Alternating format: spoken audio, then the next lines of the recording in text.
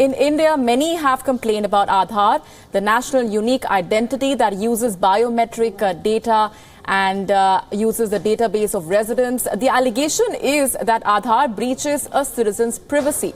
But having a unique ID is nothing compared to what's happening in China.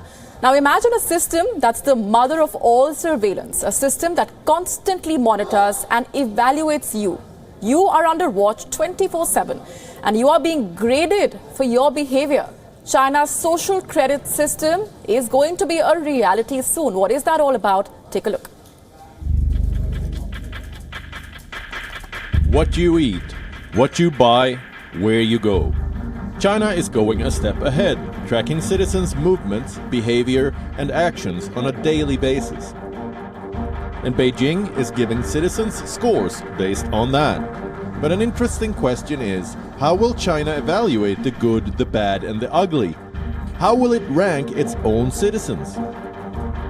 For instance, citizens would earn a low rating for spreading false information, for causing trouble on a flight, for using expired tickets on public transport, obstructing footpaths with electric bikes, smoking on trains, or for failing to pay social insurance and fines. But citizens can also earn good points by doing things such as charity works, separating and recycling rubbish, protecting the environment, and donating blood. And the overall score is connected to citizens' identification card number, which will then be used to either reward or punish them. Chinese citizens who score low on the country's newly designed social ranking system will face unpleasant consequences. The country says it will first ban people with poor score from flights and trains, which means initially people with a low score on the social credit scale will be stopped from taking planes and trains for up to a year. China is now openly talking about the social credit system and travel restrictions, but trials have been taking place across China's provinces for quite some time, and under a pilot scheme, over 12 million people in the country have already been slapped with domestic travel bans for bad behavior. And the penalty doesn't end here. Citizens can also be blacklisted based on their trust score. And as we know that publishing the details of blacklisted citizens online is a common practice in China. But there is an upside to the system as well.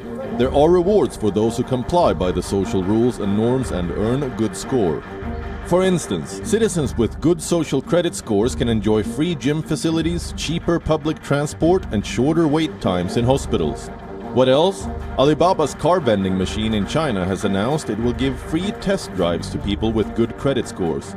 The new rules of the social credit system will come into effect from May 1st, and the country will keep on revising them.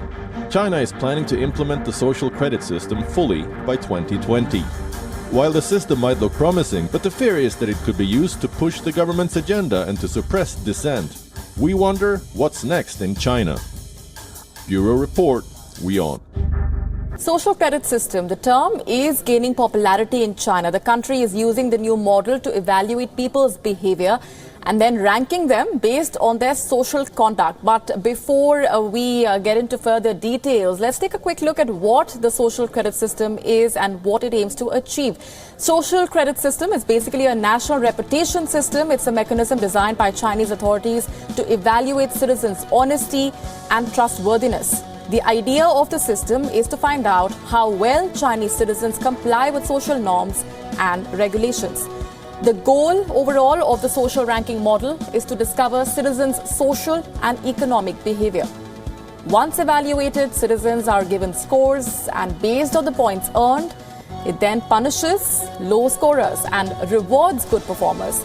As Chinese authorities state, the purpose of the social credit system is to provide the trustworthy benefits and discipline the untrustworthy, so that integrity becomes a widespread social value. China says that it aims to rebuild an environment of trust.